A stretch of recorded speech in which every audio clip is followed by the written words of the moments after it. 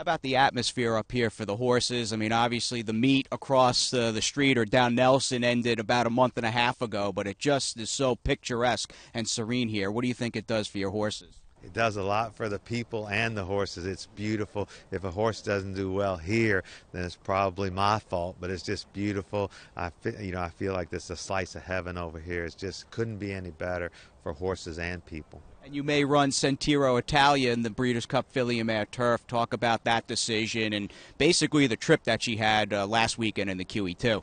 Yeah, she was a favorite in the Queen Elizabeth Grade 1, important race for straight 3-year-olds. And she broke well and had a great trip around the first turn, but then down the backside she ended up in the middle of the track and around the turn in the middle of the track to finish third.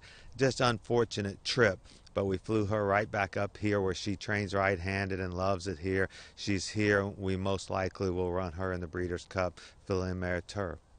Got a couple Breeders' Cup wins, maybe none more important than Invasor in the Classic about a decade ago, 9 years ago. What was that like? And I know you've been around for a while. It's not your first rodeo. Just talk about the Breeders' Cup in your eyes and your staff, too. Well, the Breeders' Cup is great that it's back in Lexington. People forget that it's called the Breeders' Cup, and it's the breeding capital of the world, Lexington, Kentucky, and I'm born and raised there. So we're very excited to have some live horses to go to the Breeders' Cup this year, and the Invasor race was huge to win the Breeders' Cup Classic at Churchill and then to go on and win the World Cup. We would love to do that with Frosted, too, this year, but it's just great to be heading to Lexington for the Breeders' Cup.